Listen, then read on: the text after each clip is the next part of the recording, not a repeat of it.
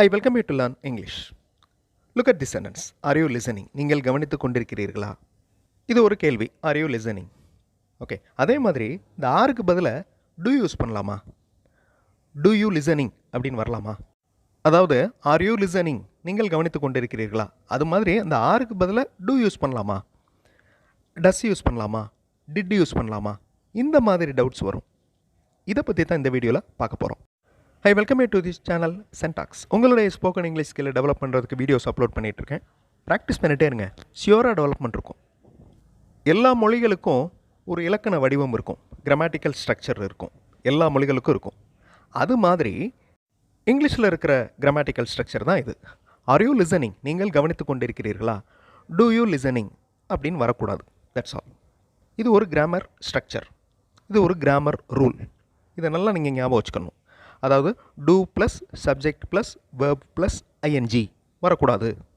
அதாவது do you listening, do you asking, do you eating அப்படின்னு வரக்கூடாது. அப்புறம் எப்படி வரலாம்? டூ யூ லிசன் அப்படி வரலாம். இதை அப்படியே நீங்கள் மனப்பாடம் பண்ணி வச்சுக்கணும் இந்த ரூலை. Okay, are you listening, do you listen. Are வந்துச்சுன்னா வேர்போட ஐஎன்ஜி ஆட் ஆகுது, டூ வந்துச்சுன்னா வேர்ப் மட்டும்தான் வருது. ஓகே, இப்போ ஆர் யூ ஒர்க்கிங்? நீங்கள் வேலை செய்து கொண்டிருக்கிறீர்களா? இது கேள்வி.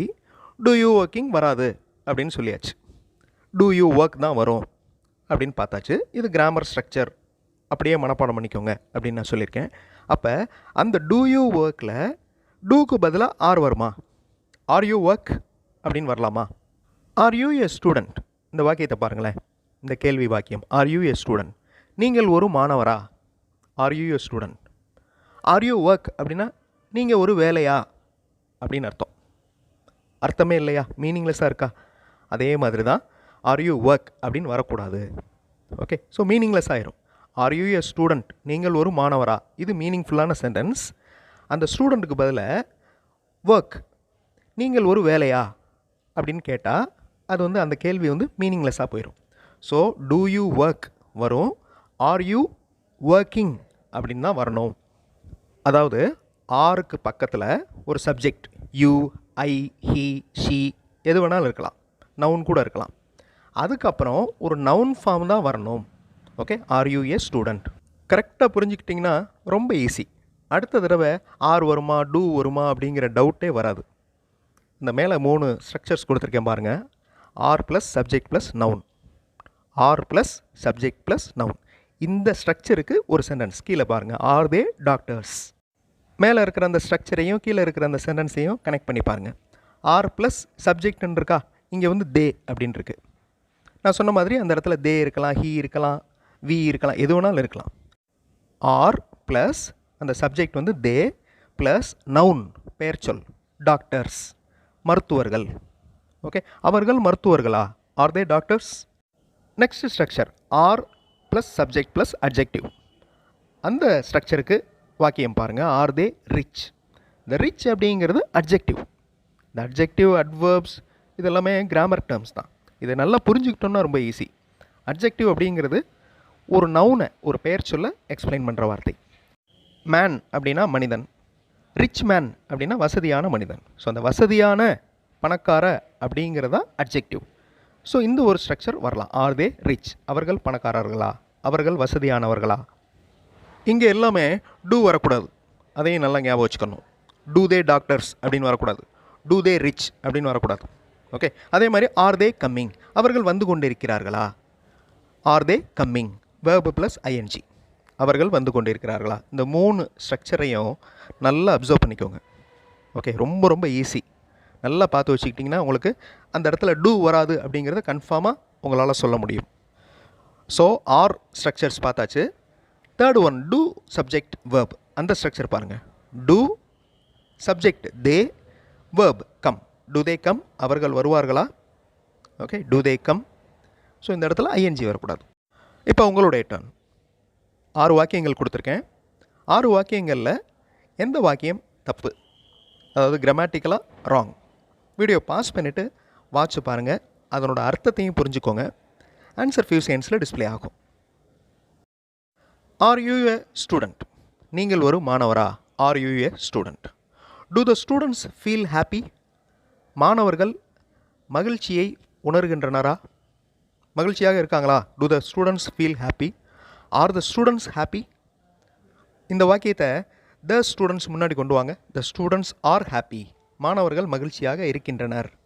அதவே கேள்வியாக மாத்திரப்ப are the students happy? மாணவர்கள் மகிழ்ச்சியாக இருக்காங்களா? Do the students feel happy? மாணவர்கள் மகிழ்ச்சியை உணர்வார்களா அப்படின்னு அர்த்தம். Do the students feel happy? அதே மாதிரி do you a teacher? இந்த மாதிரி வாக்கியம் வராது. Do you a teacher? Are we the students? நாம் மாணவர்களா? Are we the students? Do the students happy? இதுவும் வராது. Grammatically wrong. இன்னொரு சேனல் சென்டாக்ஸ் ப்ளஸில் இங்கிலீஷ் மாடல் சென்டென்சஸ் இருக்கிற வீடியோஸ் அப்லோட் பண்ணியிருக்கேன். ஒவ்வொரு மாடல் சென்டென்ஸையும் நல்லா அப்சர்வ் பண்ணி அதே மாதிரி நீங்கள் உங்களுடைய ஓன் சென்டென்சஸ் ஃப்ரேம் பண்ணி ப்ராக்டிஸ் பண்ணலாம். ரொம்ப யூஸ்ஃபுல்லாக இருக்கும். அந்த சேனல் வீடியோஸையும் பாருங்கள். இப்போ நீங்கள் இந்த தமிழ் வாக்கியங்களை இங்கிலீஷில் எழுத போகிறீங்க, இங்கிலீஷில் சொல்லி பார்க்க போகிறீங்க. அது வந்து ஆர் இல்லைனா டூ இதில் தான் ஆரம்பிக்கணும். சரியா? எந்த சென்டென்ஸ்க்கு ஆர் வரும், எந்த சென்டென்ஸ்க்கு டூ வரும் அப்படிங்கிறத நீங்கள் கரெக்டாக கண்டுபிடிக்கணும். மறுபடியும் ஒரு தடவை அந்த ஸ்ட்ரக்சரை நல்லா பார்த்துக்கோங்க. Are they doctors? நவுன் வரலாம். Are they rich? அட்ஜெக்டிவ் வரலாம். ரிச் அப்படிங்கிறது அட்ஜெக்டிவ். Are they coming? அவர்கள் வந்து கொண்டிருக்கிறார்களா? இந்த மாதிரி வேர்பு ப்ளஸ் ஐஎன்ஜி வரலாம். அதே மாதிரி டூ வந்துச்சுன்னா வெறும் வேர்ப் மட்டும்தான் வரும், ஐஎன்ஜி வராது. Do they come? அவர்கள் வருவார்களா? இப்போ உங்களுக்கு கன்ஃபியூஷன் இருக்காது. எந்த சென்டென்ஸுக்கு ஆர் வரும், எந்த கொஸ்டினுக்கு டூ வரும் அப்படிங்கிற கன்ஃபியூஷன் வராது. அகைன் உங்களுக்கு டவுட் இருந்துச்சுன்னா ரீவைண்ட் பண்ணி திரும்ப அந்த ரூல்ஸை நல்லா பார்த்து வச்சுக்கிட்டு இந்த ட்ரான்ஸ்லேஷன் பண்ணுங்கள். ஆர் டூ மட்டும்தான் யூஸ் பண்ணணும். வீடியோ பாஸ் பண்ணிக்கோங்க, ட்ரை பண்ணுங்கள், கண்டிப்பாக உங்களால் முடியும். ஆன்சர் ஃபியூ செகண்ட்ஸில் டிஸ்பிளே ஆகும். நீங்கள் சொல்வீர்களா? Do you tell? Are you tell அப்படின்னு வராது. ஏன்? ஆர் யூ டெல்லிங் அப்படின்னு தான் வரும். ஓகே, நீங்கள் சொல்வீர்களா? Do you del? அந்த குழந்தைகள் உயரமாக இருக்கின்றனவா? உயரம் அப்படிங்கிறது அட்ஜெக்டிவ். சரியா? ஆர் தி சில்ட்ரன் டால்? வேர்போடு தான் ஐஎன்ஜி ஆட் ஆகும். இது அட்ஜெக்டிவ். ஆர் தி சில்ட்ரன் டால்? அந்த குழந்தைகள் உயரமாக இருக்கின்றனவா? டூ தி சில்ட்ரன் டால் வராது. அதே மாதிரி உங்களுக்கு தெரியுமா? ஆர் யூ நோ வரக்கூடாது. Do you know? உங்களுக்கு தெரியுமா? நீங்கள் ஒரு உதவியாளரா? Are you an assistant? Assistant அப்படிங்கிறது noun form. Are you an assistant? நீங்கள் ஒரு உதவியாளரா? நீங்கள் வேகமாக நடப்பீர்களா? Do you walk fast? நீங்கள் வேகமாக நடப்பீர்களா? வேகமாக நடப்பீங்களா? Do you walk fast? நீங்கள் வேகமாக நடந்துக்கிட்டு இருக்கீங்களா? Are you walking fast? ரெண்டுக்கும் இருக்கிற டிஃப்ரென்ஸ் பாருங்கள். நீங்கள் வேகமாக நடப்பீர்களா? Do you walk fast? நீங்கள் வேகமாக நடந்து கொண்டிருக்கிறீர்களா? R you walking fast? Walking அப்படின்னு வந்துடுது. நீங்கள் ஒரு அரசியல்வாதியா? நவுன். அரசியல்வாதி அப்படிங்கிறது noun. R you a politician? Okay, so இப்போ உங்களுக்கு எந்த கொஸ்டினுக்கு ஆர் வரும், எந்த கொஸ்டினுக்கு டூ வரும் அப்படிங்கிறது நல்லா தெரிஞ்சிருச்சு. ரெண்டு ரூல்ஸ் மட்டும்தான் பார்த்துருக்கோம். இதில் இன்னும் நிறைய இருக்குது. இதுக்கு ரிலேட்டடான ரூல்ஸ் இன்னும் நிறையா இருக்குது. அடுத்தடுத்த வீடியோவில் நான் எக்ஸ்பிளைன் பண்ணுறேன். இப்போதைக்கு இந்த 2 ரூல்ஸை நல்லா ஞாபகம் வச்சுக்கோங்க. ஓகே, இந்த ஆர் வந்துச்சுன்னா வேர்போட ஐஎன்ஜி வரும், அட்ஜெக்டிவ் வரும், நவுன் வரும் அப்படிங்கிறத ஞாபகம் வச்சுக்கோங்க. அதே மாதிரி டூ வந்துச்சுன்னா ப்ரெசன்ட் வேர்ப் மட்டும்தான் வரும் அப்படிங்கிறத நல்லா ஞாபகம் வச்சுட்டு அதே மாதிரி சென்டென்சஸ் ஃப்ரேம் பண்ணி பாருங்கள். அப்போ தான் அந்த ரூல்ஸ் மறக்காது. இந்த கிராமர் டாபிக் இன்னும் முடியல. ஓகே, இன்னும் 2 ரூல்ஸ் இருக்குது. Are, do, does, did use பண்ணுறப்ப ஃபாலோ பண்ண வேண்டிய முக்கியமான ரூல்ஸ் இருக்குது. அதை நான் அடுத்த வீடியோவில் சொல்கிறேன். ஸோ ப்ராக்டிஸ் பண்ணிகிட்டே இருங்க. ஷியூராக டெவலப்மெண்ட் இருக்கும். There is no doubt.